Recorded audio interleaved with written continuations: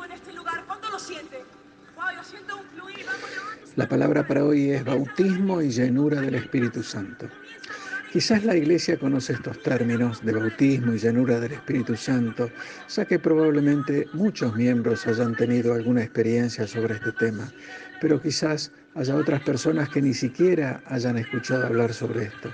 Naturalmente, todo aquel que haya entregado su vida al Señor tiene, aunque sea un mínimo conocimiento, que el Espíritu Santo hace su morada en él.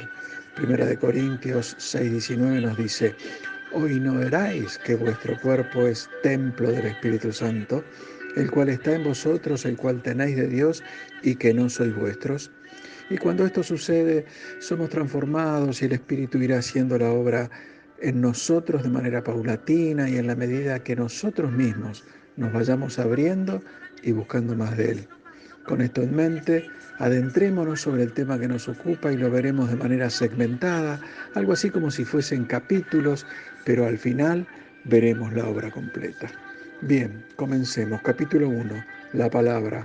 En Juan 1:1 dice: «En el principio era el Verbo, y el Verbo era con Dios, y el Verbo era Dios». Juan 1:14: «Y aquel Verbo fue hecho carne y habitó entre nosotros». Por supuesto, está hablando de Jesús y Él mismo es la palabra. Génesis 3:15: «Y pondré enemistad entre ti y la mujer, y entre tu simiente y la simiente suya. Esta te herirá en la cabeza y tú le herirás en el calcañar». Aquí estamos viendo la caída del hombre. Capítulo 2. El hombre y la voluntad de Dios. En Génesis 1:26, Dios crea al hombre. En Génesis 1:28, Dios entrega el mundo al hombre. En Génesis 3:1-6, el hombre entrega el mundo a Satanás. En Génesis 3:8, notamos que había un cara a cara de Dios con el hombre. Pero en Génesis 3:24, Dios expulsa al hombre del Edén. A partir de aquí y de ahora en adelante, la comunicación del hombre con Dios se realizará solamente a través de la oración. Dios moverá su mano cuando el hombre se lo pide en oración.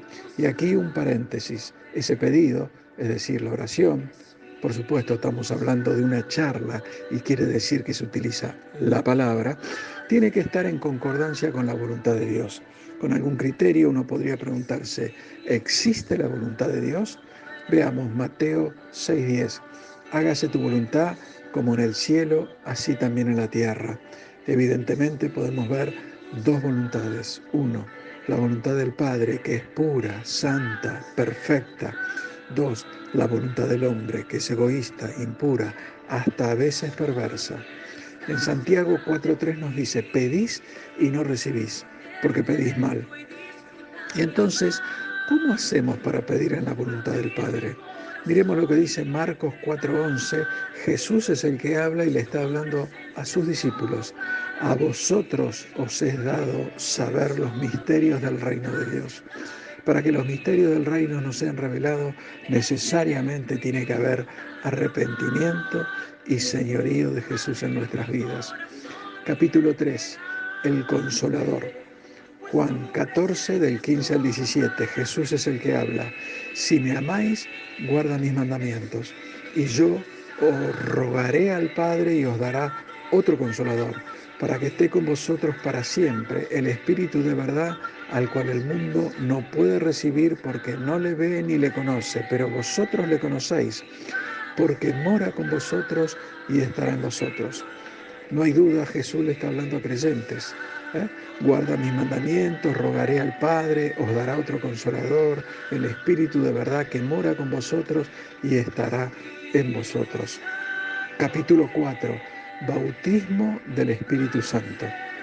Mateo 3:11. Juan el Bautista es el que habla. «Yo a la verdad os bautizo en agua para arrepentimiento, pero el que viene tras de mí, cuyo calzado yo no soy digno de llevar, es más poderoso que yo. Él os bautizará en Espíritu Santo y fuego». Claramente se nos muestra que hay dos bautismos, uno en agua, otro en Espíritu Santo y fuego, y este viene con poder. De niño recuerdo haber ido a la casa de mi abuela materna en San Miguel del Monte, a unos 100 kilómetros de Buenos Aires, y conocí lo que era un aljibe, donde ponían elementos en un balde que descendían con una soga y cuando los sacaban estaba todo muy fresco. Daba toda la impresión que eso daba vida. Ya de más grande tuve la oportunidad de ir a las cataratas del Iguazú y vi todo el poder del agua que arrastraba todo lo que había delante de ella. Y ahí podemos ver un mismo elemento, el agua, dos manifestaciones. Una te da vida y la otra te da poder. Igual al Espíritu Santo, cuando viene a tu vida, es como esa agua fresca que te da vida. Y después cuando te bautiza, te da todo ese poder. Capítulo 5. Manifestaciones del Espíritu Santo. Estas las encontramos en Marcos 16, 17 y 18. Jesús es el que habla. Y estas señales seguirán a los que creen. En mi nombre echarán fuera demonios, hablarán nuevas lenguas, tomarán en las manos serpientes, y si bebieren cosa mortífera, no les hará daño. Sobre los enfermos pondrán sus manos y sanarán.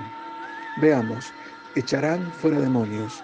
Vivimos atando, reprendiendo y echando fuera demonios. Hablarán nuevas lenguas. Este tema lo dejo para el final. Tomarán en sus manos serpientes. Cada vez que coqueteamos con el pecado, estamos tomando en nuestras manos una serpiente. Y si bebieren cosa mortífera, no nos hará daño. De tanto jugar con la serpiente, a veces nos pica. Y eso es beber veneno. Sobre los enfermos pondrán sus manos y sanarán. Lo hacemos permanentemente y muchos se levantan de sus lechos. Insisto, para todo esto debe haber arrepentimiento y señorío de Cristo en nuestras vidas. Capítulo 5. El lugar que le damos al Espíritu Santo. ¿Sí? Esta es una experiencia con el Espíritu Santo y el Espíritu humano. Apocalipsis 3:20. Jesús es el que habla. He aquí, yo estoy a la puerta y llamo. Si alguno oye mi voz y abre la puerta, entraré a él y cenaré con él y él conmigo.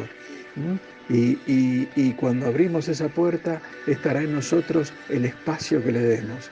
Si lo mandamos al sótano o le decimos, Señor, sé el Señor de toda mi casa. Capítulo 6. Principios y fundamentos de las lenguas espirituales.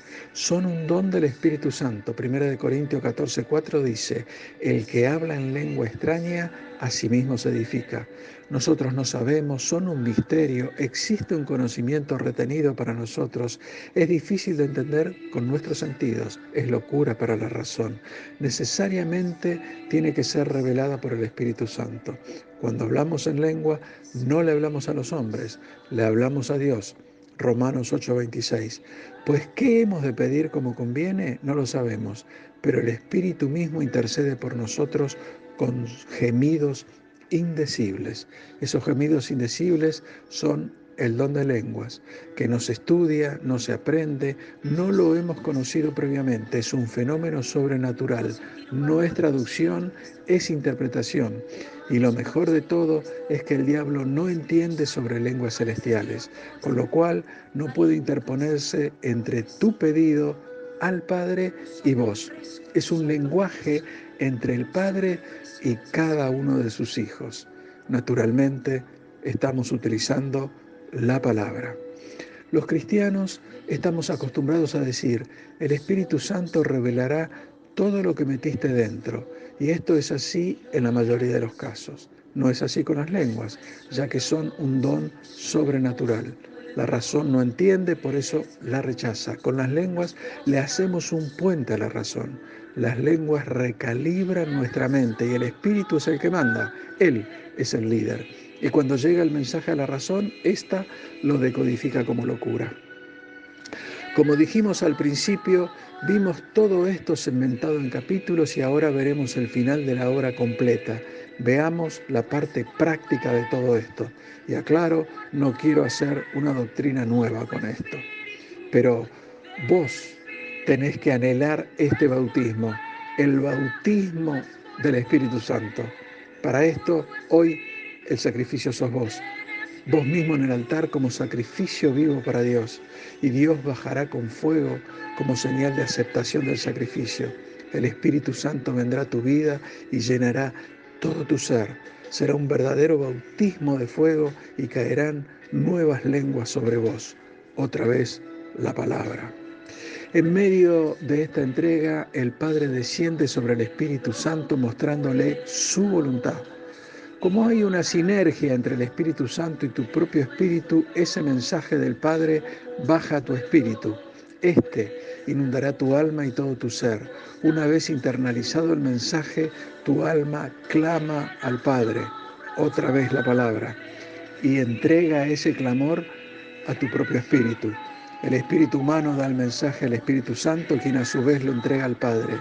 Y ese clamor tiene la certeza de cumplimiento en tu vida. ¿Sabes por qué? Porque pediste en la voluntad del Padre. Y aquí podrías decir, pero no tengo ni la menor idea de lo que pedí. Entonces aquí aplica Romanos 8:26. Pues, ¿qué hemos de pedir como conviene? No lo sabemos, pero el Espíritu mismo intercede por nosotros con gemidos indecibles.